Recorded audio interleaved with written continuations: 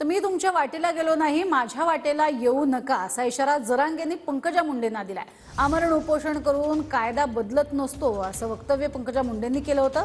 तर बोलायचं असेल तर मी थेट बोलेन, कोणाला भीत नाही असं म्हणत पंकजा मुंडेंनी स्पष्टीकरण दिलंय। उपोषण करूनच माझ्या समाजाला मिळाले। आतापर्यंत 1.25 करोड मराठ्यांच्या लेकरांचं कल्याण झालं माझ्या उपोषणामुळे झाले आणि पुढच्या उपोषणामुळे सभामुळे राहिलेलं सुद्धा मिळणार आहे। पण उगाच ढुसणे हाणू नका म्हणा विनाकारण। मी जर ढुसणे आणायला लागलो ना तर मग मी कोणाला सोडित नाही। उगाच मी तुमच्या वाटाला गेलेलो नाही, माया वाट्यावर यायचं नाही। मी आतापर्यंत कसलाच बरं शब्द आणखीन काढलेला नाही की ते वाईट आहेत का चांगले आहेत का कसले आहेत। बळच जर मग अंगावर घ्यायचा प्रयत्न केला तर मी मागे सरकणार, कारण पूर्वी वेगळं होतं, माझा समाज एक नव्हता। तुमचं साधच होतं।